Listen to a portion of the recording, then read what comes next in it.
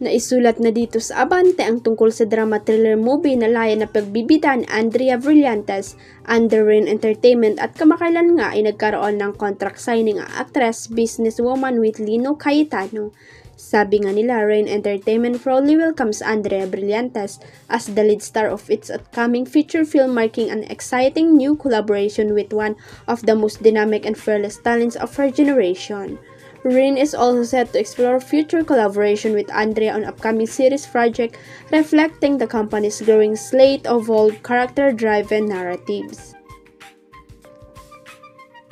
Sabi naman ni Derek Lino, Andrea brings both strength and sincerity to every role.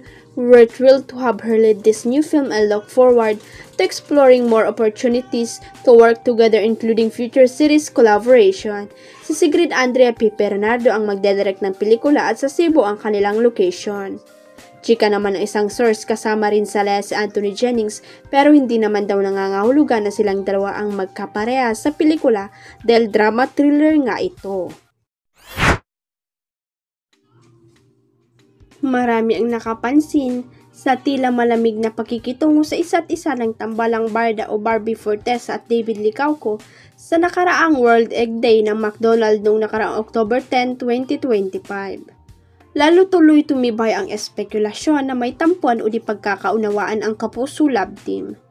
Tiyak na makakadagdag ito sa kalungkutan ng Solid Varda fans, lalo't naiugnay ang pangalan ng Kapuso actress kay Jameson Blake. Ilang pagkakataon na kasing nakikitang magkasama sina Jameson at Barbie at obvious ang pagiging malapit nila sa isa't isa. Nakausap ng Pep.ph o Philippine Entertainment Portal si Jameson sa nakaraang 51st Metro Manila Film Festival announcement of the second batch of official entries na ginanap sa University of Makati noong October 10. Tinanong ng Pep ang kapamilya aktor kung hindi ba siya naapektuhan ng pambabash na nagmumula sa ilang netizen, partikular ng Barda fans. Siya kasi ang itinuturong dahilan ng tila pagkasira ng love team na Barbie at David. Well, in general naman, I'm not really so engaging in social media, yung mga ganyan. I don't really pay attention. Pauna na ni James. Ayon din kay James, hindi niya idinideny ang sighting sa kanila ni Barbie, kabilang na ang pag-holding hands nila sa GMA Gala 2025 at fun run sa Pampanga. No, what you see is what you get. If they see it and kilig sila, it's nice. If they're happy with the pictures, we're happy too, sabi ni Jameson. Huwag kalimutang i-click ang subscribe button at i-ring ang notification bell para sa latest at legit chika updates.